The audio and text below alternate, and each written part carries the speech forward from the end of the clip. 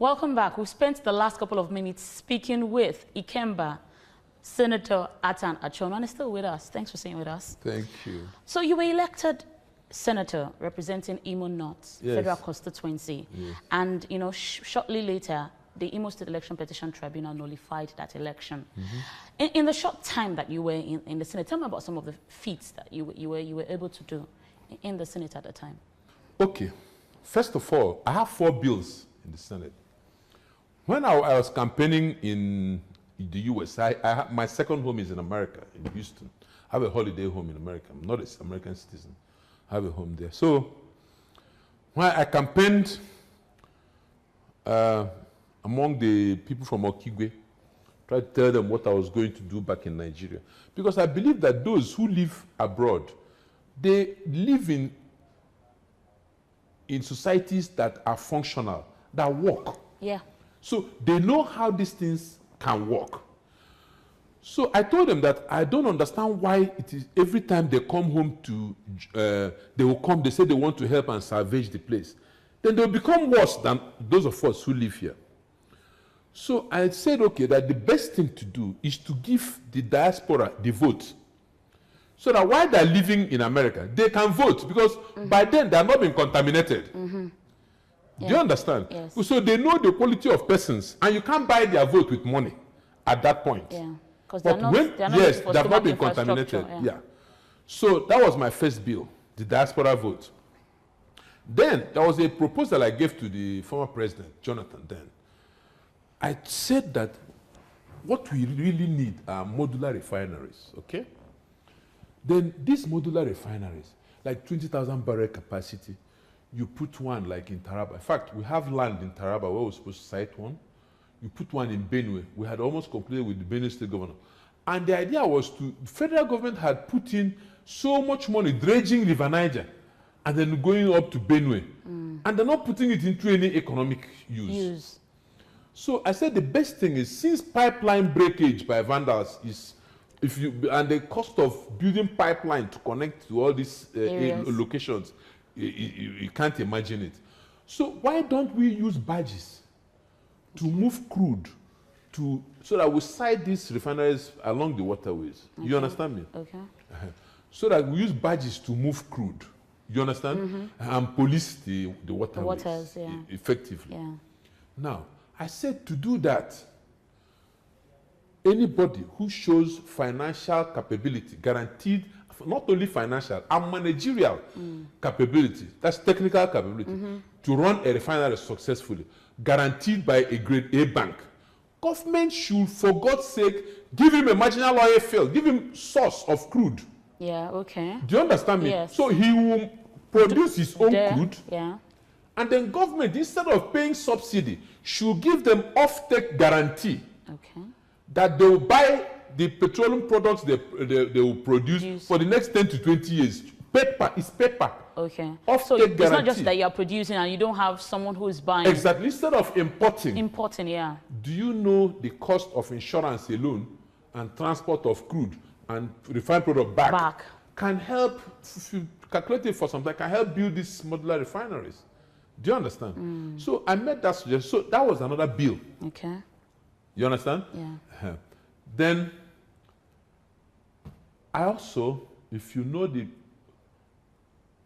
the stealing going on in the solid mineral sector, you will not believe it.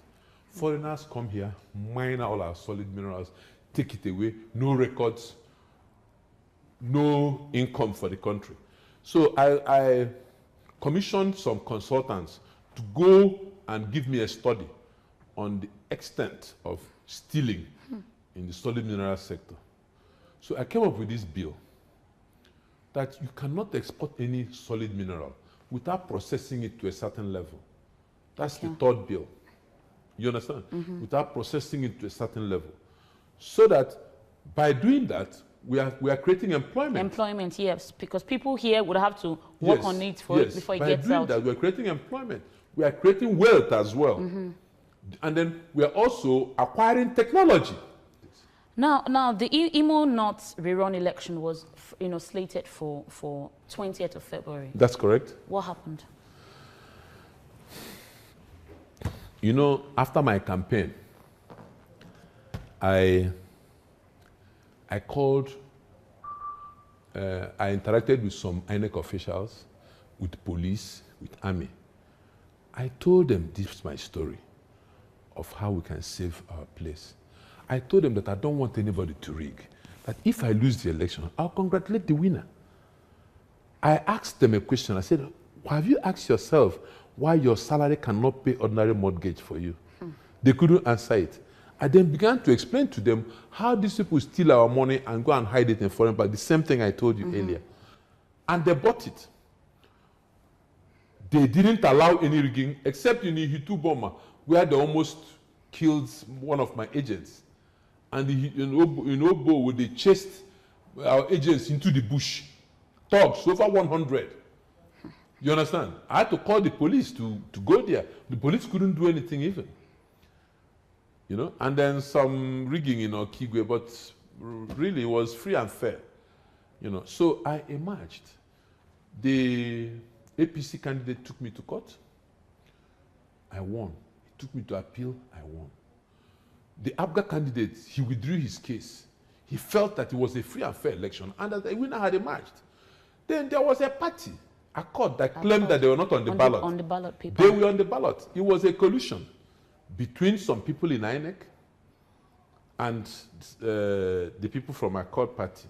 Because in the morning of that fateful election day, PDP noticed that Accord was not on Imo North ballot paper. They raised an alarm. In fact, at the last, I'll come to that.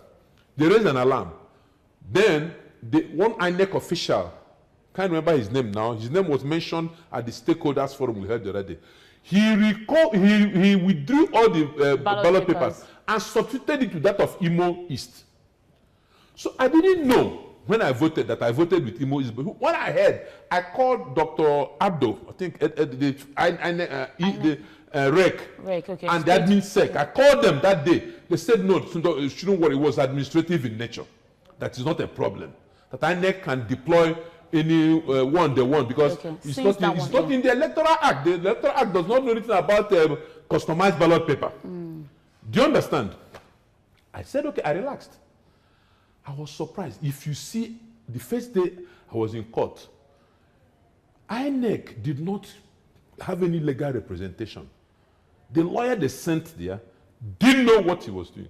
Do you know that they didn't front load that most important exhibit, the ballot paper?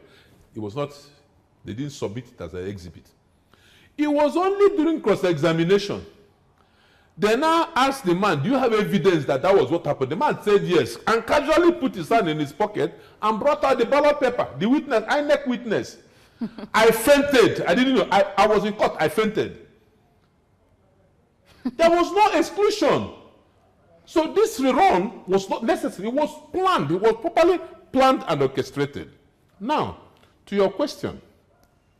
On the fateful day set for the rerun was 20th. Then 19th, when they were supposed to distribute the sensitive materials, APC sent thugs. They surrounded the INEC premises because by then the ABGA candidate had also stepped down from the race because he knew that the race Okigwe wanted Senator Achonu to complete his 4 years and bring the dividends of democracy to them. Do you understand me? Yeah. Everywhere you went was Ago to Aka. That's one armed lion. That's what they call me. Everywhere you went, Ago to Aka. He knew. He stepped down. Then the APC candidate continued. So on that day, knowing that he was going to lose, he surrounded the entire INEC. At that point, I didn't know he was involved. He was doing the stakeholders forum. But how we knew that APC was involved was pictorial evidence of people from government house, officials leading the mob. There was one professor, one prof, who is one of the SS to the government. He was there. Then, on that day, Ben Wajimogu owned up, it's some video, we have evidence, that he was the one who sent the protesters. Even he went on FM, Hot FM, and also owned up that it was his supporters that went there and surrounded, and they used a tipper with chippings to block the entrance to INEC, one of the most sensitive government premises. Robbing. Do you know how much money the government budgeted for that rerun? So Benjamin and APC, and if you see the way he was even talking on radio with impunity, giving INEC condition that unless they meet those conditions, there will be no rerun. And up to today, he's working as a free man. It's part of the fact that we had written to INEC, we had written to the General of Federation, we had written to the police that are here have started investigation. In fact, we were there today, he didn't show up. And he was in Abuja the day before yesterday. He flew with my wife into Abuja. He didn't show up. He claimed that he was sick. So they should now postpone it till next Tuesday. I quietly agreed. Because with this APC government, this is what we've been seeing. You know?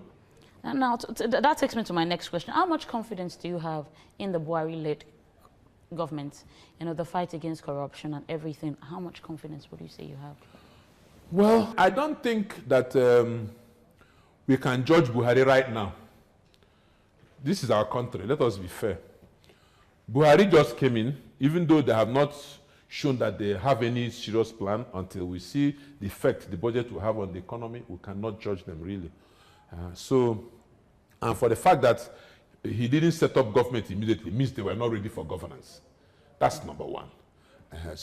Because even an opposition party can form government while in opposition, so that when they take over, they start immediately, they hit the ground running. Do you understand? But let's still give them benefit of doubt. Do you understand? Even though all the people in APC, they were from PDP. So when they're talking of 16 years of misrule, I will laugh. I mean, it's unbelievable. This country is just, I don't know. And now, seeing how politics is being practiced in this country, would you say that if any of your children says, okay, politics is the way to go, this is what I want to do, Daddy, you will, support? That's okay. I gave you the example of my father. My father inspired me. The way he lived his life inspired me. Do you understand? So that's why I'm living mine the way I am right now. So I hope that I can inspire my child to be like me or to be better than I will be. Okay. Yeah. Lastly, let me ask you one thing that you know about yourself that you think Nigerians deserve to know, but they do not know right now. They will know when they read my memoirs. Okay, well, I'd like to say a very big thank you for coming on the program. We have been speaking with Senator Achonu. Of course, he's been letting us into his world, his plans for the people of Okigwe, and of course, everything. Thank you very much for coming on the program. Thank you very much. And of course, thank you very much for staying tuned to the program. I'm Jokeli Jadu. This is the Sunday Interview. We'll see you again next week.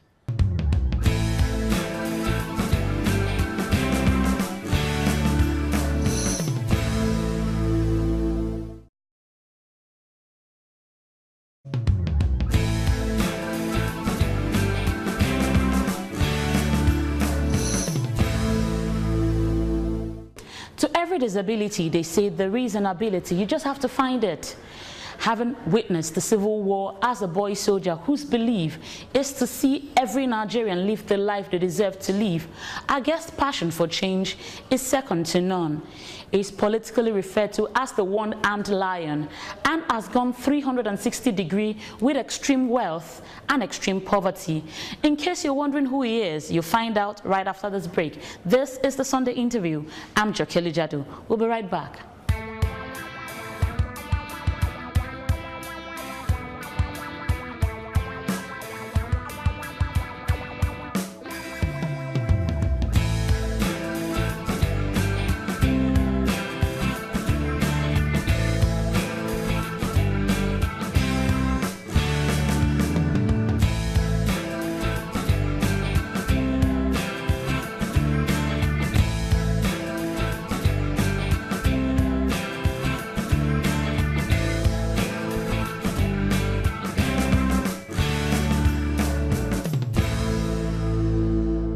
Welcome back. This is still the Sunday Interview. Our guest today has shown that disabilities cannot really stop you. They can only make you.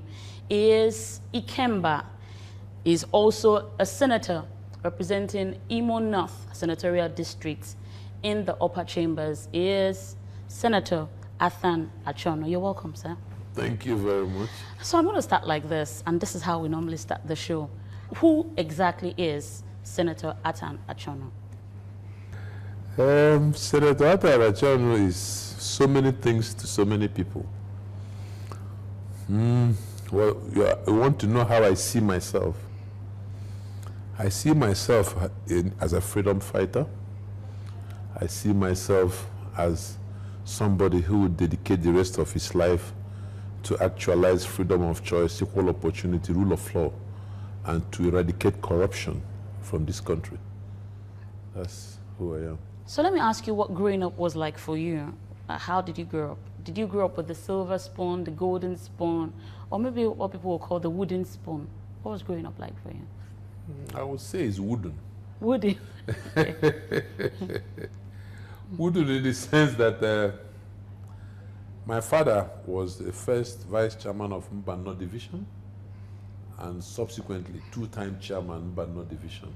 He was a very, very strict father. He was a headmaster, very strict disciplinarian. So, and I was very rascally, independent-minded as I was growing up. As a matter of fact, the first set of boy soldiers in Africa, I was among them. I enlisted at the age of 10. Whoa. Yes, I was ready to die to protect the lives of my parents, my siblings, and the rest of the Igbos as a result of the pogrom in the north. Okay.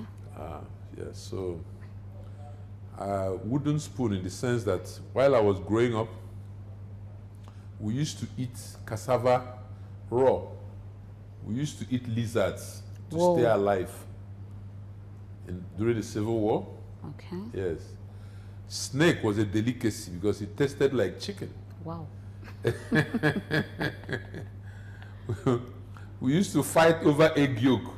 When the Red Cross will come to share relief materials, you will see your friends, people you grew up with who have kwashiorkor.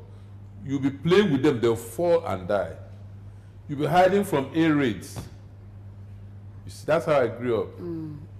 And looking at you now and the man that you've become, who are some of the role models that you would say that have inspired you and have made you who you are today? People that you draw inspiration from, their lives, their stories. Who are they?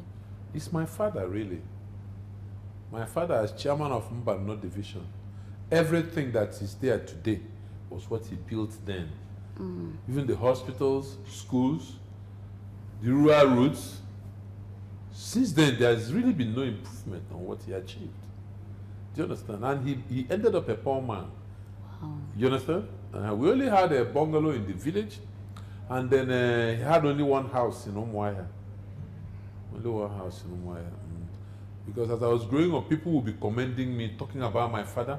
Everywhere I went, say my father was good, was this, was that. So it really shaped my life. I determined that I was going to be better than my father. Yeah, so. Okay, so that was it. Now let me ask you, you know, I know you're an active business person and combining it with politics cannot be easy at all. How do you relax? How do I relax? Yes. I like music a lot. Wow, what kind of music? Good music, really. Can see here. I saw pianos. Yeah, piano, saxophone. I have violins. I have opera, actually. I have an orchestra that will come here, you know, like this parlor. The other parlor is where I entertain visitors. This one is like an opera house. Wow. Yes. And then I have this friend who grew up together. His name is Bello. So we planned that when we are 70, we are going to own a nightclub in Seychelles. Wow. I'll be the cashier so that I'll be holding the money. Bello will be the barman. And since you're not 70 yet, I'm sure that... No, as a matter of fact, I went with my wife to Seychelles. Yes, so our wedding anniversary to case the place, check it out. Okay, so yes. So a nightclub might just and we went to the only viable nightclub in Seychelles. And we visited it. Okay, so maybe they should get ready for competition. About a month ago. Okay, now are you a football fan? Do you like football? Yes, like watching? Arsenal, Barcelona. Those are my two teams. Oh, okay. Arsenal and Did you Barcelona. play at any point while you were growing up? As a matter of fact, I used to be a goalkeeper with my one arm for my house in Madonna High School. It was fun. So I will stay at one end of the post. Do you understand? So when they come, because my senior brother was a goalkeeper. Okay. So I tried to be like him. I was a school goalkeeper for some years. For some years. Yes, so it was fun actually. You mentioned your arm. Can I ask you, I'm sure it's a very, very personal story, but I'd like to ask, what happened? Actually, it was 2 days to the end of the Civil War. It was grenade explosion. Wow. Yes, they had blown up the Imo Bridge to stop the Nigerian troops, federal troops then from advancing, you know, because I was on the Biafran side. So we had blown up the bridge, come back to camp, flooding it. So I had to conscript a lot of people, my senior brother inclusive.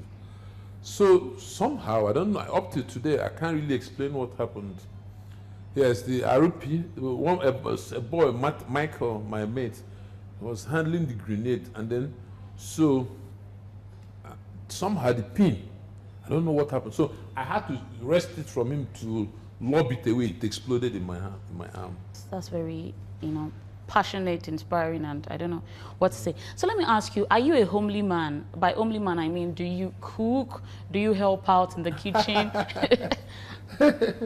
When I was young, my mother told me that I would not live with a woman because of how good I am in the kitchen. I was in the kitchen. Wow. I cook very well. Yes, I'm a very good cook. As a matter of fact, it's my hobby. Wow. I cook. When I was a bachelor, I used to cook, invite all my friends. I used to cook a sauteed soup. I would invite all my friends to come and enjoy with me. So once in a while now, when I have time, I cook for my wife. Wow, I also cook for my daughter, Berechi. Okay. Okay, so we wanted to, wow you with a dish, as in like we wanted to just spoil you. What kind of dish would you say is your favorite? There is one meal I can eat like 3 times a day for like a week. It's called ukwa. Ukwa. Ukwa, yes. Okay. I can eat it like 3 times a day for a whole week. Wow. I love it so much. Let's talk about your move into business. I gathered that you ventured into business quite early. Yes. As in, I think you were just about in your mid-20s. How did that start for you? No, as a matter of fact, I made my first $1 million at the age of 19. Wow. Yes, I sold counterfeit detecting machines to ACB. ACB, yeah. African Continental Bank. Yes. So then I made about 800 and something thousand naira. I changed it to dollars, so I'll become a millionaire. I can imagine that. Then, also, Alfred Spiff, former governor of Rivers, yes, assisted me to sell some to Pan-African Bank then. That was the Rivers State Bank. Yes, I made quite a lot of money then, as a young man. And as a young man, it's very easy for all that to get into your head. It did. How did you manage? It did. No, it did. It did get into my head. I used to read a lot of Hadley Chase. So I wanted to do everything movie stars used to do. So I ended up one night in a nightclub in London. I sniffed cocaine. Wow. So I got addicted to it. As a matter of fact, I ended up living under Costain Bridge in Lagos. Jeez. Yes. Wow. And then God came and saved me. Wow, wow. Yes. That's a very interesting story. Yes. I didn't even know all this about you. I'm just finding out this. And I'm already shocked. Yes. So at what point, I know that, as a businessman, you're a philanthropist. What inspires this part of you? This give back part of you? If you don't know my story. I've been through a lot. I've seen extreme wealth. I've seen extreme poverty. And I've seen extreme wealth again. So I have been on both divides. You've gone 360 degrees. Exactly. So I understand human nature. I understand poverty. I understand want. I understand need. So that is why people don't understand why I am who I am. You see, living under Costain Bridge, there was this beggar with the daughter that I had this board I used to cover myself with. Sometimes some robbers will come there to share their loot. For sometimes they will kick me. When I'll beg them for money, they will kick me. So it opened my eyes. I know life. So that's why on the day I decided, because I've seen so much corruption. You see, it drives me crazy. Sometimes my first wife used to think I was crazy because I wake up around 3 a.m. in the morning, I begin to cry. I begin to wonder why the people who are supposed to know better are behaving the way they are behaving, running the economy down. Can you imagine why would a governor steal cash? Then he steals the cash, he will go and hide it in a foreign bank. A government official, governor, minister, permanent secretary, all of them are the same. Yeah. Or a head of state. They will steal this cash, they will take it, go and hide it in a foreign bank. Then they will not be able to borrow from that bank because they're not indigenous of that country. Now, because it's stolen money, they will hide it there. Then they will deplete the availability of money for our local banks. They will increase that of the foreign banks. Okay? Then interest rates will be going up here. Because there's less money. There's less money in the system. Because that money has left the system. Then white boy, when you now have big contracts, big projects like in gas, oil, and white boys will go and borrow because they have surplus. Borrow at a very low interest rate from their own country. From their own country, and this shut up with our money. Come back here, intimidate us, take the same business from us, take the profit again out of this country. So you see the vicious circle we go through. So when I think about, and then look, why steal cash when you can use that money, build a refinery, build a gas plant, build a phosphate plant, chemical plant, then own 20%. Yeah. Own 20% of it through proxies is better. Then you have created employment, you have created wealth. The money is still remaining here. Yeah. So when I think about these things, you know, it drove me. In fact, the last one that really made me decide to go into politics was something to do with the president over this fuel subsidy. I had these ideas I wanted the government to implement.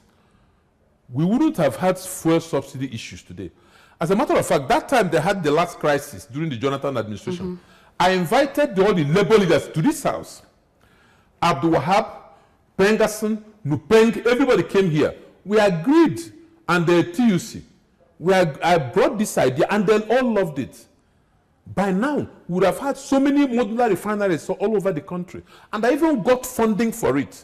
I arranged funding. I arranged conditions that would have made it work. In fact, I enlisted the help of former Benue State Governor to talk to Mr. President on their trip to Australia.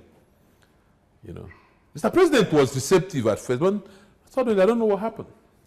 Wow, we've been having such an interesting discussion with Senator Achonu. We'll go for a short break now, and when we come back, we'll be delving right into politics. Stay with us.